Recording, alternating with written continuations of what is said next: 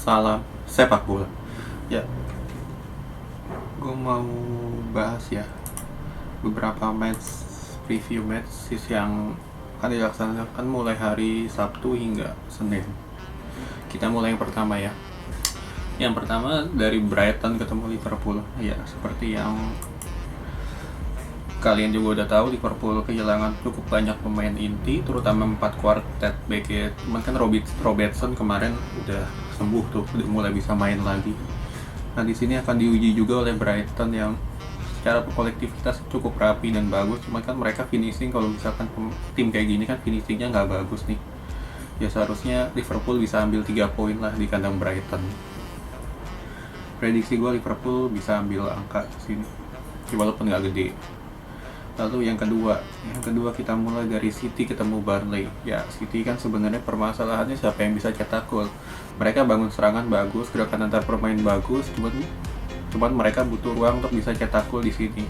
Kenapa? Karena mereka tidak punya predator lagi sekelas Aguero.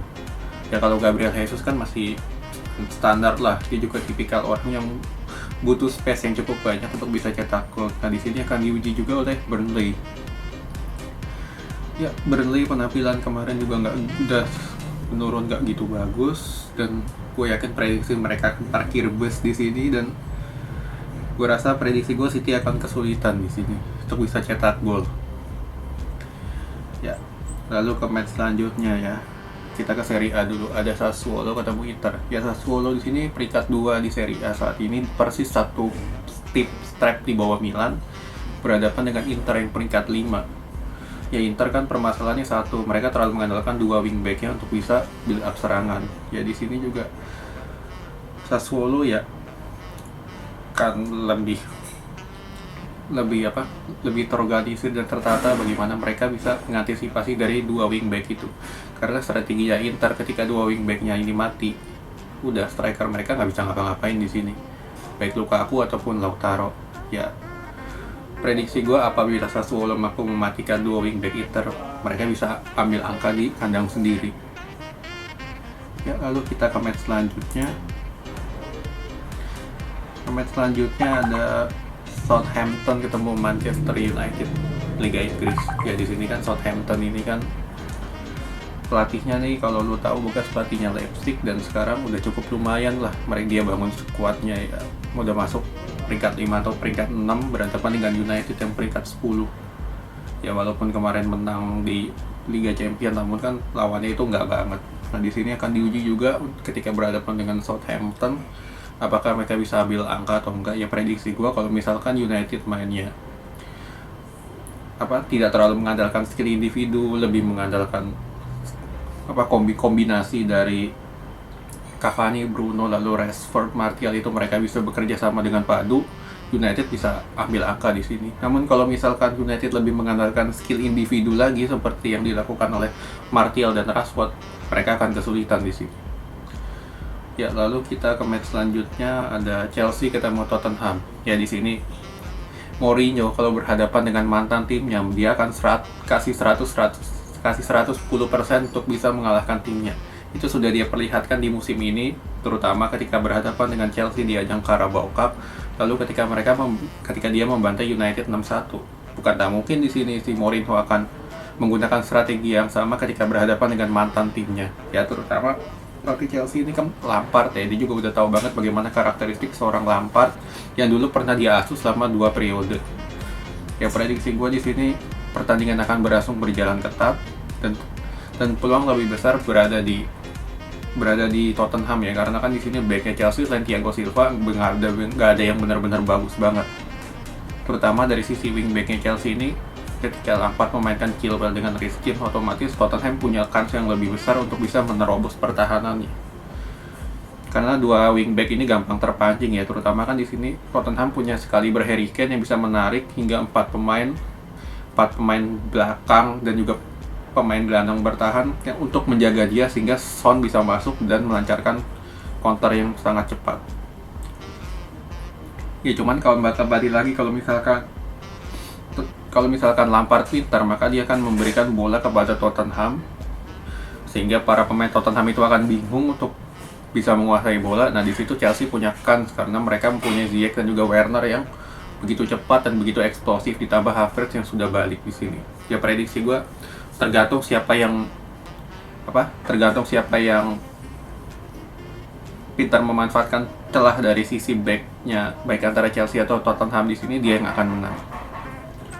Ya, lalu ke match selanjutnya kita ke Liga Spanyol, ada Real Madrid ketemu Alaves. Ya, Real Madrid sebenarnya kesulitan ketika berhadapan dengan tim-tim yang parkir bis dan menggunakan strategi bertahan. Ya, Alaves gue rasa akan menggunakan strategi yang sama sini.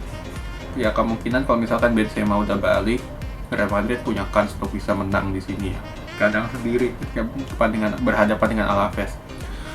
Lalu selanjutnya Barcelona ketemu Osasuna. Ya, di sini Barcelona permasalahannya kan satu, siapa yang bisa cetak gol. Kemarin udah dibuktikan tuh waktu melawan Dinamo Kiev ketika Koeman berani memasang Brad White di depan yang lebih berbahaya ketimbang Griezmann, karena tipikal Brad White ini kan striker murni ya, dia mampu memanfaatkan peluang sekecil apapun untuk bisa cetak gol. Namun dia jarang diberi kesempatan karena Koeman lebih memilih untuk menaruh Griezmann. Nah, tipikal bermain Griezmann ini sangat jauh berbeda dengan Brad White, di mana Brad White ini tipikal striker murni berbanding terbalik dengan Griezmann. Nah, Griezmann ini dari sisi tipikal yang gocek-gocek dulu baru dia tendang, bukan tipikal yang menunggu bola ataupun bisa menarik backnya dia dan juga memanfaatkan peluang sekecil apapun. Nah, Brad White ini lebih punya insting dibanding Griezmann di sini. Ya, cuman itu pilihan Koeman juga sih nanti ke depannya. Kalau misalkan menilai dari performa kemarin, harusnya Brad White dikasih kesempatan dan ditopang oleh Messi juga di belakangnya. Itu akan lebih berbahaya. Ataupun mungkin Coutinho nanti, tergantung lah siapa yang dimainin. Lalu kita ke Serie A. Nah, ini ada Benevento ketemu Juventus. Ya, harusnya Juventus nggak ada masalah ketemu Benevento. Apalagi juga si Pirlo, gue rasa nih udah mulai ada plan-nya nih, dia mau masang siapa-siapa aja udah mulai terbentuk di sini. Ya, lalu AC Milan ketemu Fiorentina. Nah, Milan ini kan kemarin nih habis seri nih lawan Lille 1-1 di Liga Eropa. Namun di sini lawannya Fiorentina yang lagi ancur-ancuran peringkat 15. Ya, sebenarnya kekuatan Milan di sini satu, apabila Ibra main harusnya Milan bisa menang dan bisa mengamankan peringkat satunya mereka. Namun apabila di sini backnya Milan katro lagi seperti yang mereka lakukan ketika melawan Roma dan juga melawan Lille di pertemuan pertama, Fiorentina punya kans yang besar untuk menang di sini. Ya, lalu kita ke match selanjutnya, ada Arsenal ketemu Wolverhampton. Ya, di sini Arsenal Wolverhampton, ya lo Arsenal kan tahu sendiri sekarang di bawah Arteta gimana. Berhadapan dengan Wolverhampton. Nah, Wolverhampton ini kan tipikal yang Portugal klasik banget lah, terlalu mengandalkan banyak skill individu. Ya, di sini akan diuji juga berhadapan dengan Arsenal. Ya, Partey gue nggak tahu udah bisa main atau belum, kan konon katanya terakhir dia cedera. Ya, prediksi gue di sini Wolverhampton ada punya kans yang lebih besar untuk bisa menang lawan Arsenal di sini. Ya, karena Arsenal di sini kan mainnya anggot-anggotan ya, kadang bagus, kadang jelek gitu. Ya, apalagi di sini kan untuk siapa namanya, si Aubameyang juga udah banyak match sekali dia nggak perform di sini. Terus si Lacazette juga nggak perform. Ya, paling cuman si ini doang, siapa namanya ini, si Reiss Nelson ya, yang kemarin sering dipercaya tampil di Liga Eropa dan cukup bagus. Ya, harusnya pemain-pemain kayak gitu harus diberi kesempatan juga oleh Arteta apabila Arsenal ingin masuk ke minimal top 5 lah. Namun kalau misalkan main formasinya seperti yang udah ketika dia memasang Lacazette, Auba, Pepe begitu, peluang lebih besar ada di Wolverhampton. Ya, prediksi gue Wolverhampton bisa ambil angka lah kalau misalkan Arsenal masih mainnya terlalu standar banget. Ya, bisa Wolverhampton mungkin bisa menang di sini. Ya, oke. Sekian dulu dari preview match gue ya.